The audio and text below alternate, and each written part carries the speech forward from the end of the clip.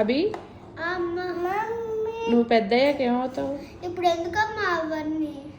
అభి, IAS IPS ఇలాంటి చిన్న చిన్న జాబులు చేయాలనుకుంటున్నా. ఇదేంటిది నిజంగా అనుకుంటుందా?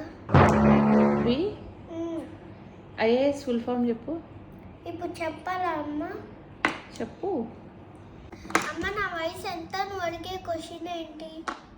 ఐఏఎస్ అంటే కలెక్టర్ అని తెలియడమే గొప్ప అమ్మ.